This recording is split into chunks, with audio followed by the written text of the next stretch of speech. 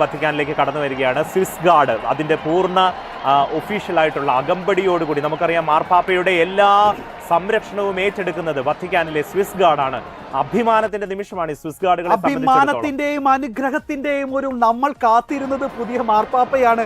ആ മാർപ്പാപ്പയെ തെരഞ്ഞെടുത്തു. ഇതാ ഈ ദൃശ്യം തീർച്ചയായിട്ടും നമ്മുടെ രോമ അതായത് കമാൻഡർ എന്ന് പറയുന്നത് സ്വിസ് ഗാർഡിന്റെ കമാൻഡർ എന്ന് പറയുന്നത് ഒഫീഷ്യലായിട്ട് മാർപ്പാപ്പയാണ്. മാർപ്പാപ്പയുടെ ശരീരത്തെ ഇൻ പേഴ്സൺ അദ്ദേഹത്തെ സംരക്ഷിക്കുന്നത് സ്വിസ് ഗാർഡാണ്. മാർപ്പാപ്പ ഇല്ലാതായ സ്വിസ് ഗാർഡ് നിലച്ചു.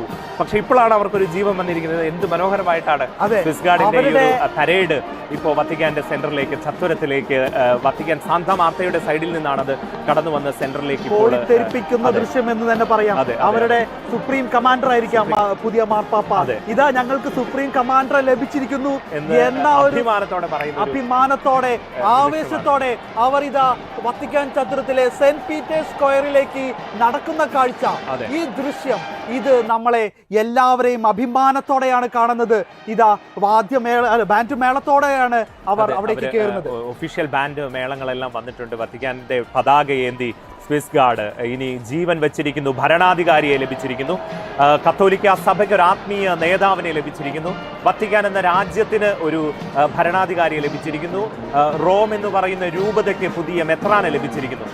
അതുപോലെ തന്നെ ഓരോ കത്തോലിക്ക വിശ്വാസിക്കും അവരുടെ കുടുംബത്തിലെ ഒരു നാഥനെ ഒരു പടിയും കൂടി കടന്ന് പറയാൻ ലഭിച്ചിരിക്കുന്നു. അതെ അതെ അതെ നമ്മുടെ സ്വന്തം അപ്പനെ നമ്മൾ കണ്ടുമുട്ടുന്ന അല്ലെ പിതാവായ ദൈവത്തെ നേരിൽ ക്രിസ്തുവിനെ നേരിൽ കണ്ടുമുട്ടുന്നത് മാർപ്പാപ്പയിലാണ്. മാർപ്പാപ്പയുടെ ഈ ഒരു ആഗമനത്തിന് വേണ്ടി പുതിയ പരിശുദ്ധ പിതാവിന്റെ ആഗമനത്തിന് വേണ്ടി വത്തിക്കാനിലേക്ക് വത്തിക്കാൻ ബസിലിക്കായുടെ പത്രോസിന്റെ നാമധേയത്തിലുള്ള ഈ ദേവാലയത്തിന്റെ സെൻട്രൽ ബാൽക്കണിയിലേക്ക് ക്യാമറ കണ്ണുകൾ മാത്രമല്ല മനുഷ്യരുടെ കണ്ണുകളെല്ലാം ഒരുപോലെ നോക്കുന്ന ലോകരാഷ്ട്ര നേതാക്കൾ മുഴുവൻ ഇപ്പോൾ ഉണർന്നിരുന്നത് കാണുന്നുണ്ടാകും.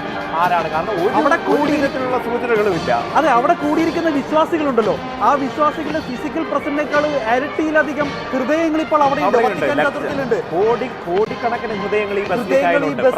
ശരീരത്തിന്റെ പ്രസൻസ് വളരെ കുറവേ ഉള്ളൂവെങ്കിലും ഒത്തിരി പേര് അവിടെ തന്നെ അവരുടെ ലൈവ് ഒക്കെ അവരുടെ മാതാപിതാക്കൾക്കൊക്കെ ആയിട്ട് കാണിച്ചു കൊടുക്കുന്നതും ഈ വിഷ്വൽസിൽ നമ്മൾ കാണുന്നുണ്ട്. എത്ര പെട്ടെന്നാണ് കാര്യങ്ങൾ മാറി മറിഞ്ഞത്. ഈ ദൃശ്യങ്ങൾ എത്ര പെട്ടെന്നാണ് കാര്യങ്ങൾ മാറി മറിഞ്ഞത്. മിനിറ്റുകൾ കൊണ്ട്, നിമിഷങ്ങൾ കൊണ്ട് മനസ്സിലേക്ക് പെട്ടെന്ന് വന്നത് ഇതും കടന്നു പോകും എന്ന് പറയുന്ന ഒരു ഫ്രേസ് ആണ്. തീർച്ചയായിട്ടും ഇതും കടന്നു പോകും അല്ലെ. എല്ലാ സങ്കടങ്ങൾക്കും ഒടുവിൽ, എല്ലാ പ്രതിസന്ധികൾക്കും ഒടുവിൽ ഉയർപ്പിന്റെ ആ ഒരു സന്തോഷം, ഒരു പ്രത്യാശ, അത് സഭ നൽകുന്ന. ഇതിലും മനോഹരമായിട്ട് എങ്ങനെയാണ് സഭയ്ക്ക് ഇതിനെയൊക്കെ മറ്റുള്ളവർക്ക് കാണിച്ചു കൊടുക്കാൻ പറ്റുക, പറഞ്ഞു കൊടുക്കാൻ പറ്റുക അല്ലെ. അത് എല്ലാ കാര്യങ്ങളിലും ഈ ഒരു സഭയുടെ ഉദ്ധാനത്തിന്റെ ആ ഒരു പ്രതീക്ഷ നിലനിൽക്കുന്നു എന്നുള്ളത് തന്നെയാണ് ഏറ്റവും മനോഹരമായിട്ടുള്ള ഒരു കാര്യം. ആത്മീയ സന്തോഷത്തിനോടൊപ്പം തന്നെ അഭിമാനം തോന്നുന്ന ഒരു നിമിഷമാണ് ഈ സ്വിസ് ഗാർഡ്സിന്റെ ഈ ഒരു പരേഡ് നമുക്ക് കാണുമ്പോൾ.